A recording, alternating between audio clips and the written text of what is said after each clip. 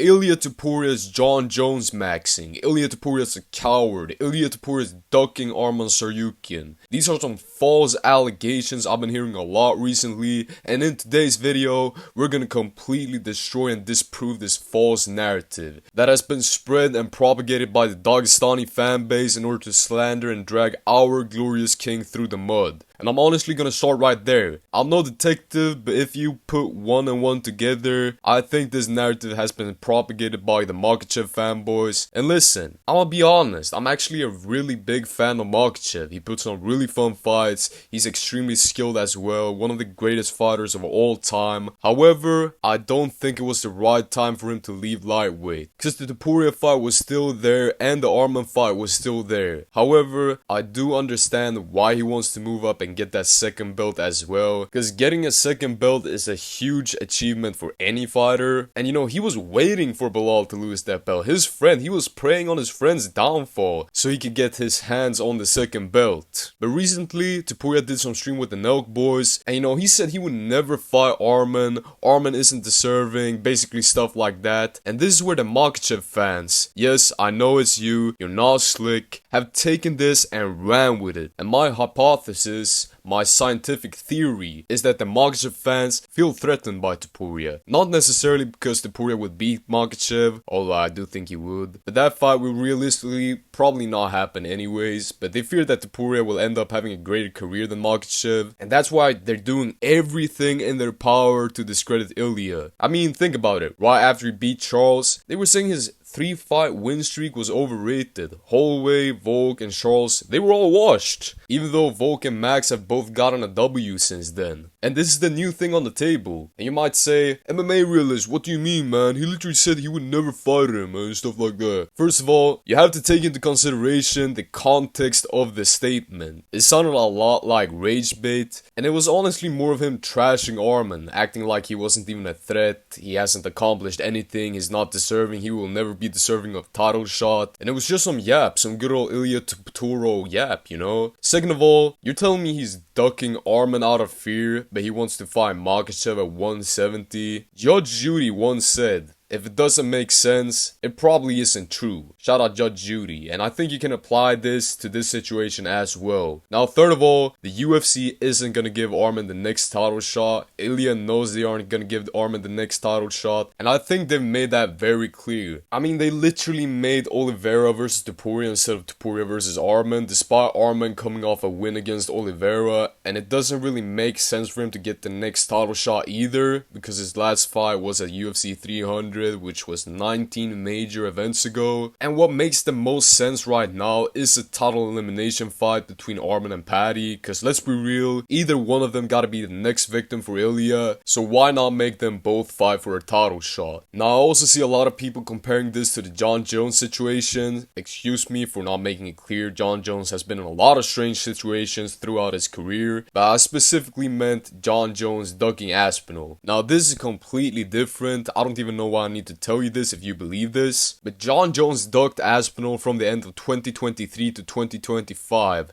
to the point where Aspinall literally had to defend his interim belt. And we also know that the UFC was trying to make that fight, but Jon Jones was just doing everything in his power not to fight him. I mean, he would even walk out of an interview when the guy had a British accent. I don't even know the name of the guy, but it was some interviewer and he heard he had a British accent. He was like, nah, I already know what this is gonna be about, and then he dipped. But Arman, on the other hand, had his last fight at UFC 300. Keep in mind, UFC 319 is coming up very soon, where he beat Oliveira by split decision, by the way. And then he was scheduled to fight Makhachev, but pulled out like a day before and ruined the whole main event, basically. And the UFC is also clearly not looking to give him the next title shot. And I'm gonna make it very clear, I don't have anything against Arman. I would even say I'm a fan. I think most of his fights are awesome, and he doesn't fight like a rich kid at all. He always gets scrappy. And he's honestly probably the second or third best lightweight, depending on if you want to include Makhachev or not.